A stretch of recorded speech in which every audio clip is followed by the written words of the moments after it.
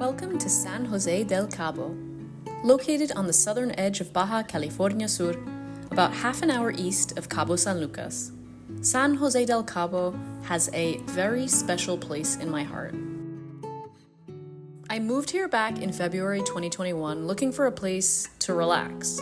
After 4 years of living in Mexico City, and then bouncing between Mazatlan, Chihuahua, Guadalajara, back to Mexico City, and then eventually thinking that I might set up a base in La Paz, I visited San Jose on a whim.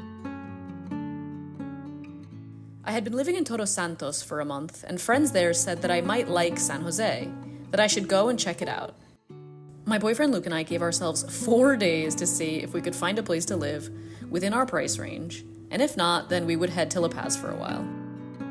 On day one, we toured an apartment right in the heart of the art district. The rent was 14,000 pesos, or about $700 at that time. We said a month, and then after a month, we said one more month, and eventually we were here for close to 4. I fell in love with the people, with the beaches, with the laid-back lifestyle, with the weather, and with the incredible hiking and natural beauty that surrounds this region of Mexico. It was with sadness that we eventually said goodbye to San Jose, and indeed to Mexico, swapping North America for Europe for a few years. Needless to say, this return trip was long overdue, and I'm so excited to be back to share this incredible Mexican beach town with you again in 2024. I arrived to the San Jose airport and went straight to pick up a rental car from my favorite guys at Cactus. Luis explains why they are the best rental company in town. How are you guys? So here in Cactus, we try to be as honest as possible. You make the reservation online or you can call us. Laura is going to provide the phone number and the email. So you decide what vehicle you want to rent, and then you decide what insurance you want to use. So here in Cactus, we always provide the quote with liability insurance. That covers you for 4 million pesos. So in case you hit somebody else, it covers you that way. And a lot of people have their own insurance at home, so you can use that. You're more than welcome to use it. If you don't have it, you can buy it with us, which is completely optional. We have 2 types of insurance. One with a full protection, 0% deductible, and the price is depending on the car you rent. Usually it's between $25 to $45 depending on the car. And as mentioned, 0% deductible, you cover pretty much everything except traffic tickets, gas, and keys of the car, okay? That does not cover the insurance. Or you have the second option, which is 90% coverage with a 10% deductible. That coverage is more likely if you were to total the vehicle. So let's say you total the car and then you just pay 10% of the value of the car, okay? But if you create a small scratch, it's just better to pay out of your pocket. But both of them are completely optional. We hopped in our rental car and made our way to our condo in San Jose. If you missed the condo tour video, I will link it in the description below.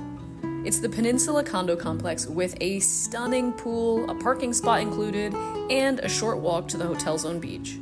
Most evenings we headed across the street with a few drinks and snacks and enjoyed sunset here. Although it's not a great beach for swimming, it is a fantastic place to relax on the warm evenings. The best bar in Cabo.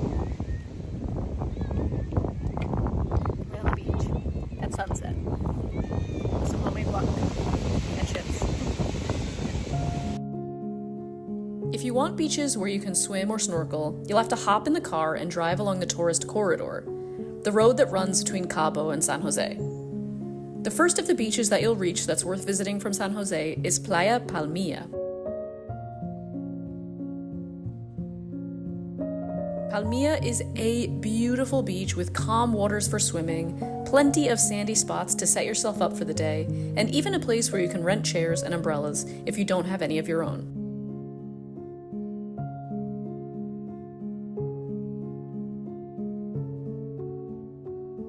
Further along the road, you have a very popular swimming and snorkeling spot, Playa Chileno.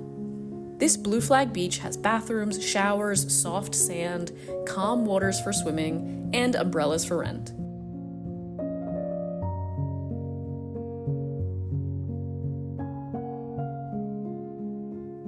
The third wonderful beach along this corridor is my personal favorite.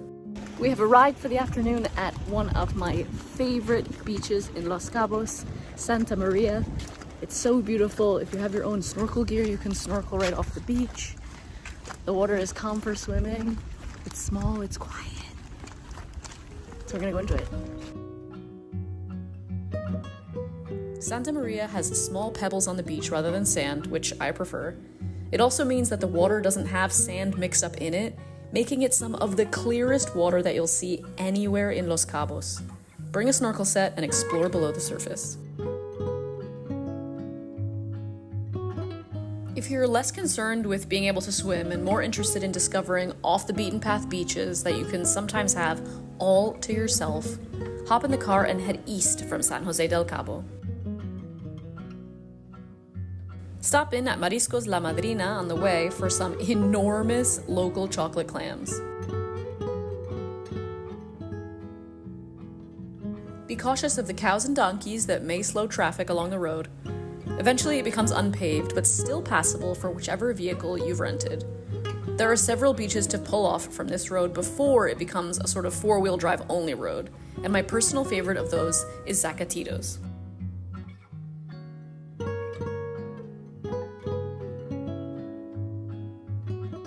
Followed a long, unpaved road to get here.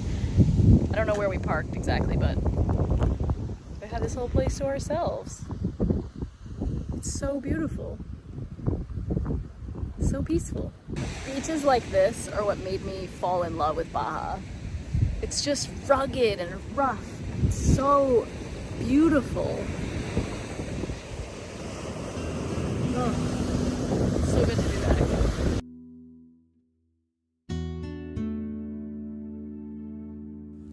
While beaches are a huge part of what I love about Los Cabos, another reason I love this region of Mexico is for the incredible fresh seafood and the mixture of different Mexican foods that are available here, thanks to the influx of people who have come to work here from all over the country.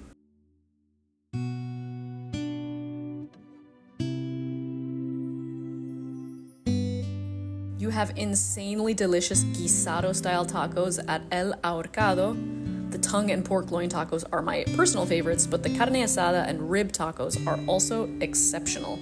The salsa board is humblingly spicy.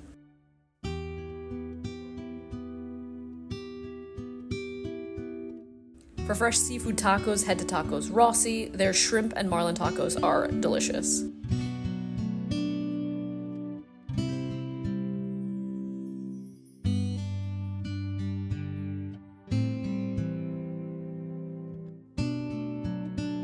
For the best aguachile this side of the Gulf of California, get yourself to El Moqui. This family-run spot has 3 tables and molcajetes full of shrimp and spice.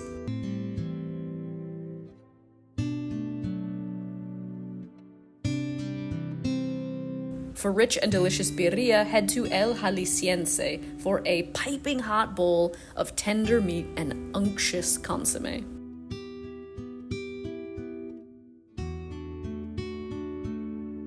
For a delicious and cheap meal, head to the main square in the evening and grab a few tamales from Doña Nina. At this point, I think I have sampled every one of her savory tamales that she makes, and all of them are delectable. San Jose del Cabo is the place for those that want a calm and quiet base, that want to be able to access the great restaurants in San Jose or the nightlife of Cabo, but only want to dip in and out of that. It's an amazing and affordable base for hiking, surfing, beach going, backyard barbecue, sitting by the pool with a great book, playing golf, going snorkeling or scuba diving, or simply sitting in the sunshine on a warm desert day. Thank you as always for watching, and I will see you next time as we make our way west to explore Cabo San Lucas.